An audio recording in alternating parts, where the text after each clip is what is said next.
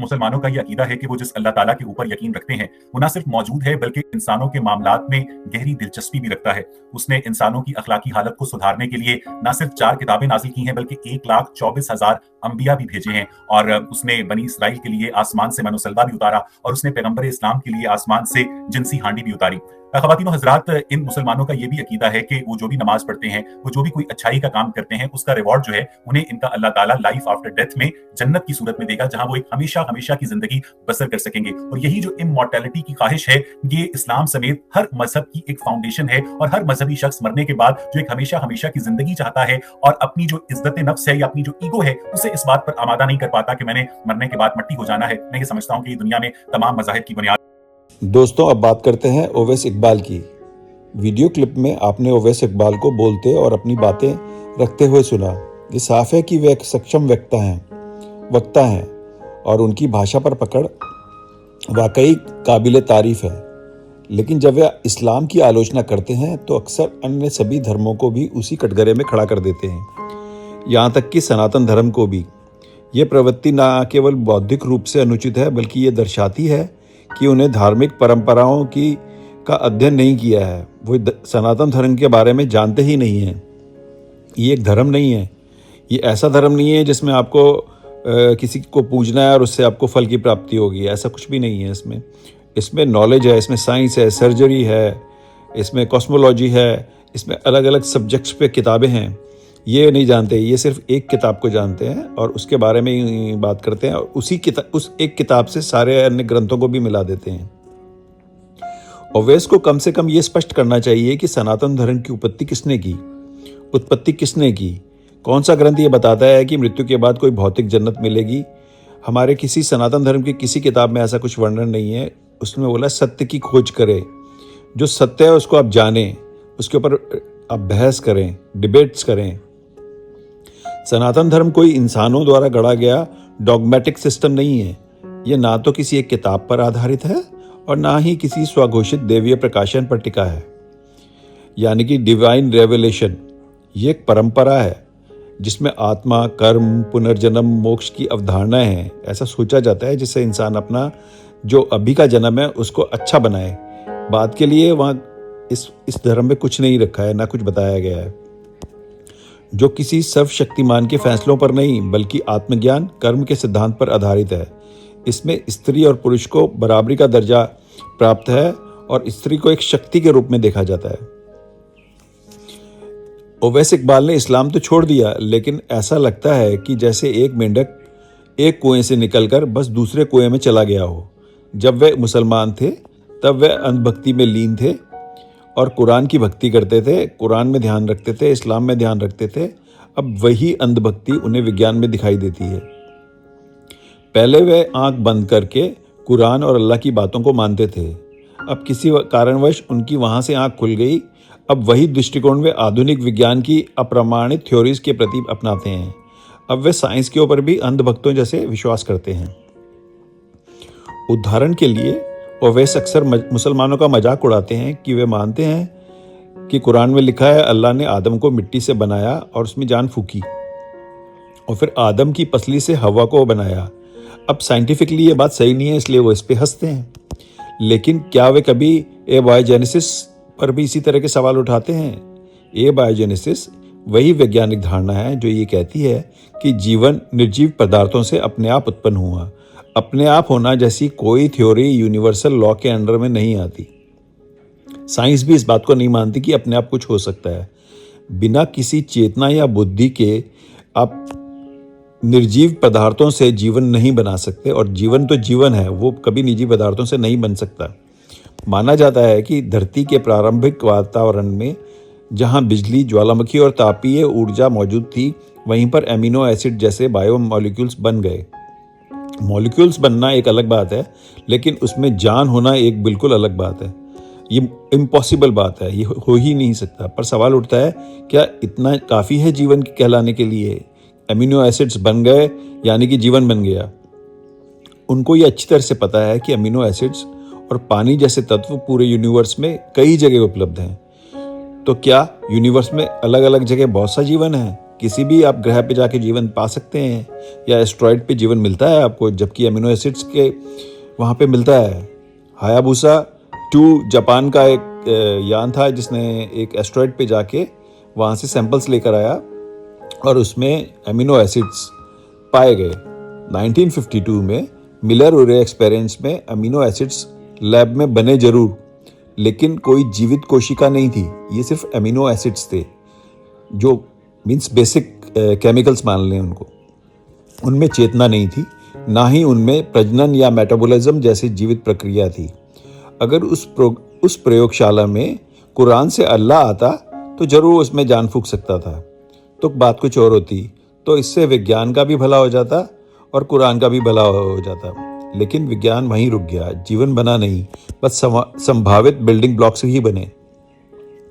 Owais Iqbal इस वैज्ञानिक परिकल्पना को आंख बंद करके मानते हैं, जैसे कभी वे कुरान के चमत्कारों को माना करते थे। अब हम आते हैं डार्विन की थ्योरी ऑफ इवोल्यूशन पर, जिस पर ओवैस अक्सर बात करते हैं और लोगों की हंसी उड़ाते हैं कि आदम तो मिट्टी से बना और उसमें जान फूंक दी गई। उसके बारे में आपको एबायोजेनेसिस के विचार में आपको बता चुका हूँ। ओवैस बार बार एक एग्जाम्पल देते हैं, मनुष्य का डीएनए चिंपैंजियों से 98% मेल खाता है, तो वो उनके रिश्तेदार बना देता है। लेकिन वे ये कभी नहीं बताते कि इंसानों का डीएनए चूहों से भी लगभग 90% मिलता है। और मेरे पास एक लिस्ट है कौन कौन से जानवरों से कितना परसेंट डीएनए मनुष्य से के डीएनए से मिलता है, लेकिन इसका मतलब ये नहीं हुआ कि वो आपके रिश्तेदार बन गए। यहाँ ये बताना ज़रूरी है कि डीएनए एक जटिल और सूचना समृद्ध प्रणाली है, कोड है, वो लाइफ का कोड है, जो पूरी जीवन रूपी मशीन का ब्लूप्रिंट है। उसके अंदर सब ब्लूप्रिंट है, इसके अंदर से आपको बाहर से रॉ मटेरियल से इकट्ठा नहीं करना पड़ता, सब कुछ बनाने का उसके अंदर। बिना किसी डिज़ाइनर के इतना सटीक सिस्टम कैसे अस्तित्व में आया?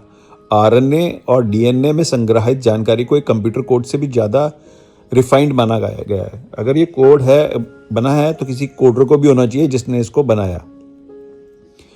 अब देखिए, ओवैस की दलीलें कई बार स्वयं का खंडन करती हैं। जो वह दलीलें देते हैं किसी एक पॉइंट को लेकर, दूसरी जगह उसी पॉइंट का वो खंडन करने में लग जाते हैं।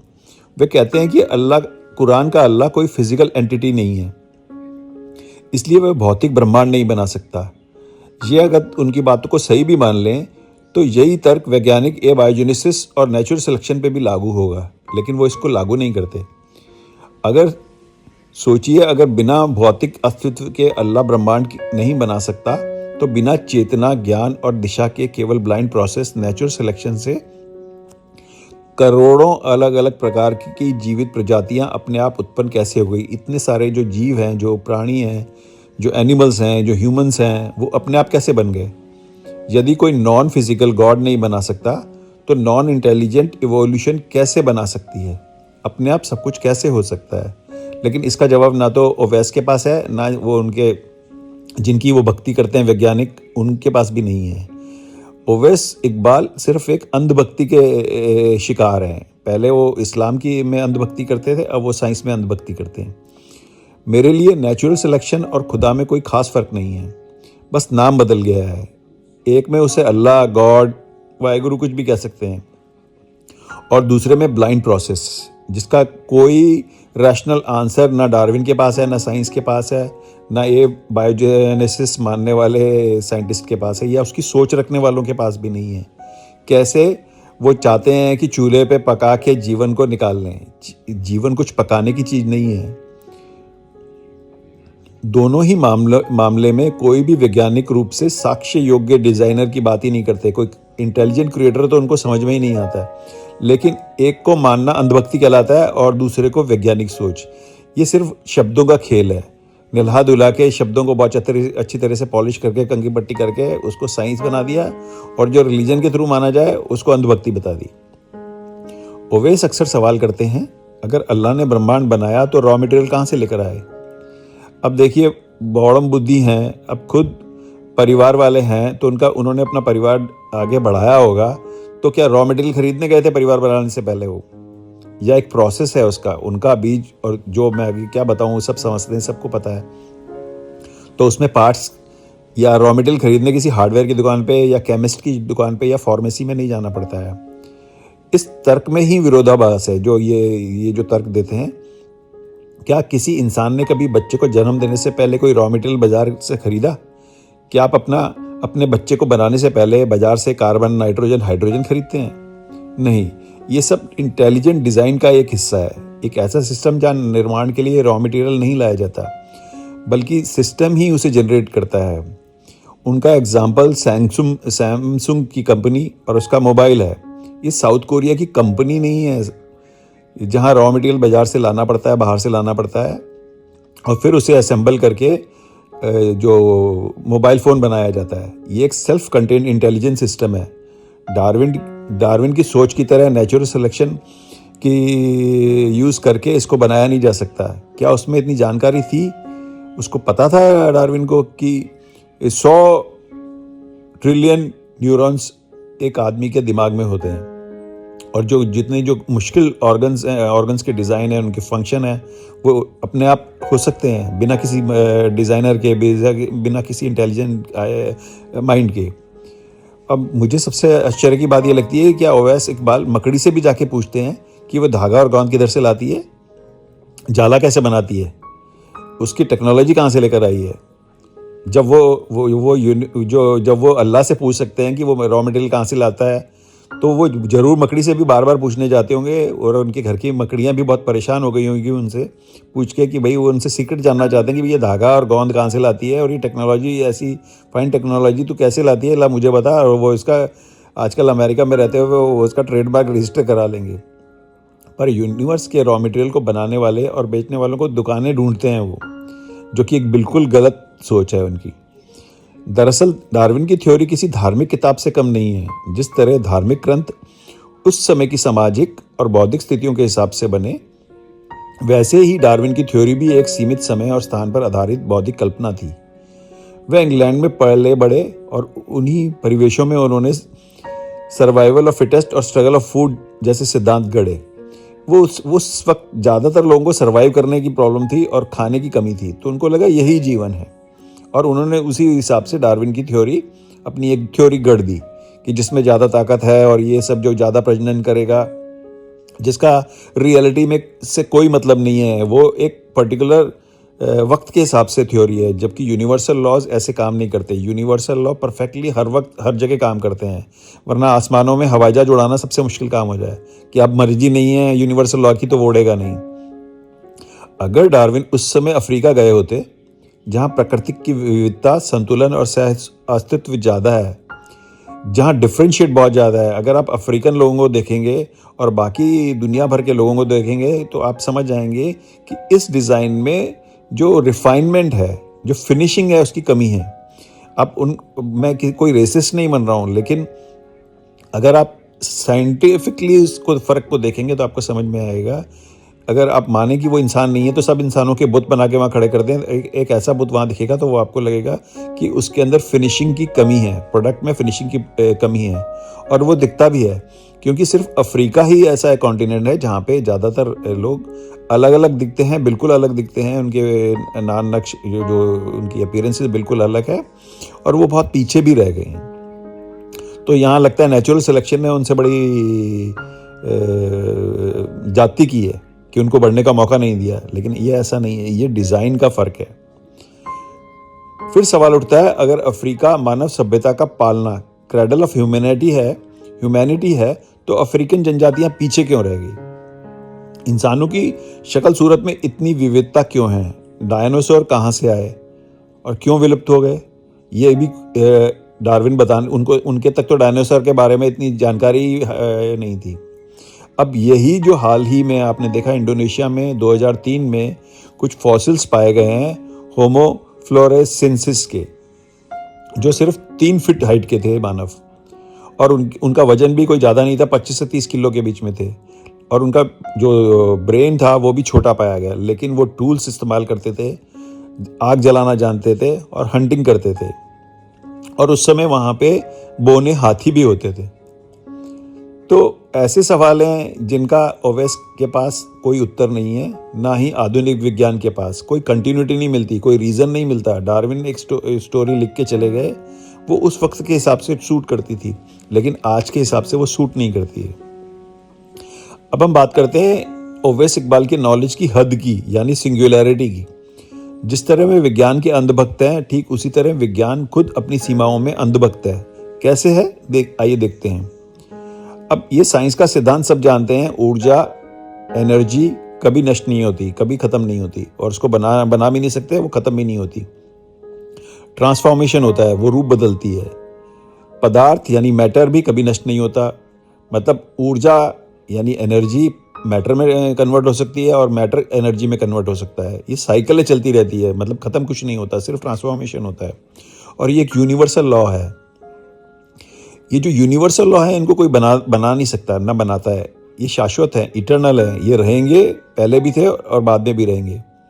बहुत से लोग इसी को खुदा की मर्जी बोलते हैं, लेकिन जो खुदा या इंटेलिजेंट क्रिएटर है, वो भी इन कानूनों के अंदर, यूनिवर्सल लॉ के नियमों के दायरे में ही काम करता है। वो इनको तोड़ नहीं सकता। अगर वो तोड़ देगा तो यूनिवर्सल नहीं रहेंगे। यूनिवर्सल हमेशा होने वाले कानून नहीं रहेंगे। तो प्लेन कभी उड़ेगा, प्लेन कभी नहीं उड़ेगा। ग्रेविटी में आप रहते हैं तो धरती कभी बोलेगी नहीं, अब मुझे नहीं आपको खींचना, तो आपको हवा में उड़ा देगी। तो ये पॉसिबल नहीं है। अब ओवैस जब कहते हैं कि सिंगुलरिटी के वक्त समय, स्थान और पदार्थ कुछ नहीं था, स्पेस, टाइम, मैटर एग्जिस्ट ही नहीं करता था, तो उनकी पहली थ्योरी जो मैटर इनटू एनर्जी और एनर्जी इनटू मैटर वाली थ्योरी है, साइंस की और ओवैस इकबाल की, ये थ्योरी फेल हो जाएगी। एक थ्योरी को पास कराने के लिए ओवैस दूसरी थ्योरी को फेल करा सकते हैं, लेकिन यूनिवर्सल लॉज में ऐसा नहीं होता। लेकिन वे हर पॉडकास्ट में पूरी दुनिया को, अपने आप को साइंस का सबसे बड़ा अंधभक्त शो करते हैं कि ये ऐसा होता है, लेकिन उनको वो देख रहे हैं कि एक थ्योरी पूरी करने के लिए दूसरी थ्योरी टूट रही है, जबकि यूनिवर्सल लॉ में ऐसा नहीं होता है। अगर इस सिंगुलैरिटी ने किसी कारण से एक्सपेंशन शुरू किया, हम इस बहस में नहीं जाते कि क्यों शुरू किया, कैसे शुरू किया, किसी कारण से विस्तार शुरू किया, तो इसका अर्थ है कि वो सिंगुलैरिटी उस माइक्रो सेकंड से पहले जहाँ से शुरू हुई वो वहाँ मौजूद थी। तो मौजूद होने का मतलब है मैटर भी एग्जिस्ट करता है और टाइम भी एग्जिस्ट करता है, चाहे वो एक सेकंड का बिलियंथ पार्ट क्यों ना हो। तो दैट मीन्स स्पेस भी एग्जिस्ट करती है। तो इनकी बातों में कुछ दम नज़र नहीं आता, ओवैस की बातों में। ना वो साइंस के अच्छे भक्त बन पा रहे हैं, ना कुरान के अंधभक्त बन पाए। और इससे सब क्लियर होता है कि ब्रह्मांड कोई पहला ब्रह्मांड नहीं है। ये सनातन शास्त्रों में अच्छी तरह से लिखा है। आधुनिक वैज्ञानिक रॉजर पेनरोस, जो नोबेल पुरस्कार विजेता है, उन्होंने भी अपनी थ्योरी को, जो सनातन की थ्योरी है साइकिल ऑफ यूनिवर्स, उससे मिलाया है। तो जो थ्योरी पहले लिखता है वो थ्योरी उसी की मानी जाती है, ना कि रॉजर पेनरोस की। कुछ वैज्ञानिक सीड थ्योरी को ही नहीं मानते, लेकिन एक दूसरी दृष्टि से देखें तो बात स्पष्ट हो सकती है, सब बातों का क्लैरिफिकेशन हो सकता है। जैसे एक गर्भवती औरत के पेट में बच्चा मौजूद होता है और उसके पैदा होने से पहले वो पेट में होता है, तो उस पल वो एग्जिस्ट तो करता है क्योंकि वो बाहर आने के लिए तैयार है, लेकिन वो धरती पे नहीं होता, वो पैदा नहीं होता, लेकिन होता है। तो उसका समय और उसका स्पेस वो कब शुरू होता है, जब वो अपनी माता के गर्भ से बाहर आ जाता है। तो इसको समझना कोई मुश्किल नहीं है। उसी तरह ब्रह्मांड भी पहले से मौजूद होता है और उसका प्रकट होना सिर्फ एक चरण है, उत्पत्ति नहीं है। तो उस यूनिवर्स का टाइम, स्पेस और जो भी फैब्रिक है वो उसके पैदा होने से स्टार्ट होता है, उसका पहले से हो नहीं सकता। ये बिल्कुल बात सही है, लेकिन वो किसी और फॉर्म में एग्जिस्ट करता है। और ये बात इस बात को भी प्रूव करती है कि वो एक यूनिवर्स का सीड है। जो ये एक सिंगुलैरिटी है, वो यूनिवर्स का एक सीड है, उसी से सब कुछ निकलता है, ब्लूप्रिंट उसी में है। उसका रॉ मटेरियल खरीदने के लिए ओवैस इकबाल को किसी दुकान की या उसके मैन्युफैक्चरर की खोज करने की ज़रूरत नहीं है। हर सीड में उसका ब्लूप्रिंट होता है। हर सीड से, अगर आप एप्पल का सीड लेंगे तो उसके अंदर से आपको एप्पल भी मिलेगा, उसका पेड़ भी मिलेगा और उसका सीड भी मिलेगा। इस यूनिवर्सल लॉ को अगर आपने समझ लिया तो आपके दिमाग में सब कुछ बैठ जाएगा। तो उसी तरह ब्रह्मांड भी पहले से मौजूद होता है। उसका प्रकट होना, उसका पैदा होना एक चरण है। वो उसका फर्स्ट टाइम पैदा होना नहीं है कि ये पहली बार यूनिवर्स पैदा हुआ है। यूनिवर्स भी यूनिवर्स से पैदा होता है, मानव भी मानव से पैदा होता है, एप्पल भी एप्पल से पैदा होता है। इसी को सनातन धर्म में बोला हुआ है स्वयंभू। अपने आप से वो चीज़ निकलती है, लेकिन ये लोगों को समझ में नहीं आता है। इस ब्रह्मांड में कई तत्व और प्रक्रियाएं यूनिवर्सल लॉ के अंदर काम करती हैं। जब भी उन नियमों का पालन होता है, निर्माण की प्रक्रिया फिर से दोहराई जाती है। इसीलिए ब्रह्मांड का कोई स्पष्ट अंत या शुरुआत नहीं है। ये चक्र है, अनादि और अनंत, एटर्नल। अभी हाल ही में हमने देखा कि यूएसए ने JWST टेलीस्कोप अंतरिक्ष में स्थापित किया है। 2 साल में ही, मान लो 3 साल में ही उसने बिग बैंग की थ्योरी को चुनौती दे दी है। अब वैज्ञानिक मानने लगे हैं कि बिग बैंग कोई यूनिवर्स की शुरुआत नहीं है, बल्कि क्रीज स्टार्ट हो सकता है। उससे पहले भी बहुत सारी जो गैलेक्सीज हैं वो हैं। तो अगर ये इस यूनिवर्स का अभी 13.8 बिलियन ईयर्स पहले अगर पैदा हुआ है ये हमारा यूनिवर्स, तो उससे पहले की जो आपको गैलेक्सीज दिख रही हैं जो JWST के अनुसार, तो वो पहले कैसे हो सकती हैं? तो इसका मतलब अभी ज्ञान अभी हमारे पास पूरा नहीं है। तो वैज्ञानिक अब इस पे चर्चा कर रहे हैं, वो इसको मान रहे हैं। मल्टीवर्स की थ्योरी सबसे पहले और सबसे अच्छी तरह से एक्सप्लेन करता है वो भी सनातन धर्म है। इसकी बुक्स हैं, ऋग्वेद है। अंततः अंधभक्ति केवल धर्म में ही नहीं होती, वह विज्ञान में भी होती है। जो व्यक्ति एक बार अंधभक्ति की मानसिकता में पड़ जाए, वह केवल जगह बदल लेता है, उनका सोचने का तरीका वही रहता है। ओवैस इकबाल इसका स्पष्ट उदाहरण है। उन्होंने कुरान की भक्ति छोड़ी, लेकिन अब वे हर वैज्ञानिक थ्योरी को उसी तरह से आंख बंद करके मान लेते हैं जैसे कभी अल्लाह के हुक्मों को मानते थे।